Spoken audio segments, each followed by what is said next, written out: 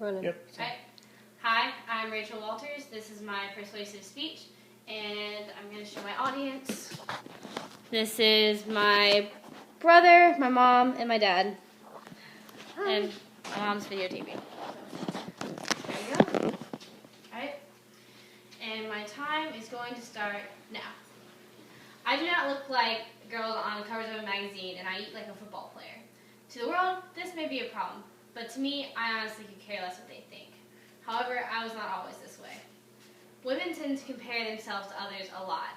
I bet that no woman has been able to go a few hours, much less an entire day, without looking at another woman and wishing that she looked like her. Hopefully what I have to say will leave you with a new perspective on self-perception and self-image. As a female who has struggled with self-image issues, I have a heart for helping others who have gone through something similar. Eating disorders affect millions of people around the world. As people of faith, we are called to encourage those who are struggling because God values the quality of their lives. Our bodies are God's holy temple. Therefore, we should make an extra effort to take care of them in a way that will be honoring to Him. Eating disorders are a frequently avoided topic in today's church. I propose that the body of Christ should become more informed about the issue, counsel those who are struggling, and increase awareness among other believers. To avoid stigmas due to preconceived notions and biases, the body of Christ should first become more informed. The National Eating Disorders Association has collected statistics about eating disorders, and their research has found out that approximately 20 million women and 10 million men have suffered and will suffer from an eating disorder that is categorized as clinically significant. These include anorexia nervosa, bulimia nervosa, binge eating disorders, and eating disorders otherwise not specified. According to the American Psychiatric Association, CEDAW and others, anorexia is characterized by at least 15% less than normal healthy weight expected for a given height. Along with low body weight, body image distortion is a common finding. People with anorexia nervosa commonly fall into two categories: those who purposely restrict food intake and those who eat but then purge it afterwards. The body goes into a starvation as this disorder continues, and the person begins to waste away. Unlike people with anorexia, who are frequently undernourished, the American Psychiatric Association, CEDAW, and others state that people with bulimia will frequently binge eat and consume thousands of calories per day. After binging, they tend to purge, and purging can take place either by forcing oneself to vomit or through the use of laxatives and diuretics. This disorder can harm the gastrointestinal tract, structures inside the mouth, and the kidneys. The people who generally seek treatment for an eating disorder are those with one that is not otherwise specified. The National Eating Disorders Association, as well as the National Institute of Mental Health, state that disorders classified as this do cause significant distress to the individual, but are not categorized as anorexia or bulimia. Binge eating disorders technically fall under this category. People with a binge eating disorder will lose control over their eating habits, but will not purge, exercise excessively, or fast afterwards. These people are frequently overweight or obese as compared to underweight, and can have clinical problems afterwards. All of these disorders can have detrimental effects on the body.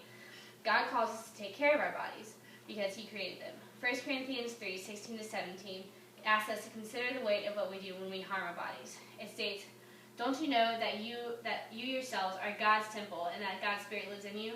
If anyone destroys His temple, God will destroy him, for God's temple is sacred, and you are that temple." Our bodies are holy to God, and we should treat them as such. Being informed about the different types of eating disorders will allow us to be able to connect with the individual in distress, as well as have an informed discussion that can lead to the opportunity to counsel that person. The National Eating Disorders Association views counseling as one of the most effective and lasting treatment options for a person diagnosed with an eating disorder. Individualized counseling is effective because it can be tailored to the specific needs of the individual. If counseling is provided at this personal level, it can address the symptoms related to the disorder as well as address the underlying causes of it. Research done by the American Psychiatric Association has shown that there is a link between emotional and physical health. Treating only the physical symptoms that accompany the disorder will maybe raise their body weight for a short period of time or stop the binge purge cycle for a short period.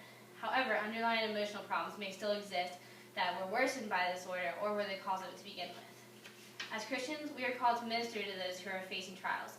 Galatians 6:2 states that we should carry each other's burdens. For a person with an eating disorder, this can mean simply listening to them or helping them seek help at a rehabilitation center. Counseling is an excellent way to reach out to those who are struggling with an eating disorder. However, the most effective way to treat any disorder is to prevent it from happening. By increasing awareness in the church about the detrimental effects of eating disorders, we can prevent incorrect judgments from being cast and create a larger support base of believers. The church is not a building where people come to worship every Sunday. It is an international body of believers. There may be many church buildings, but there is one church and one body of Christ. As the body of Christ, we are called to work together to promote the gospel and the values of Christ. In today's society, the body of Christ tends to either overemphasize their views or completely ignore views on certain gray areas. Eating disorders are a topic that, in my experience, have never been discussed. I propose that we should start to spread awareness of this topic in the church. The only way to change something is to discuss it. If we continue to keep topics like eating disorders in the dark, how can we be able to free others from the struggles they are facing? Spreading awareness about eating disorders within the church will allow for essential discussions to take place. Eating disorders are a prominent problem in today's society and even within the body of Christ.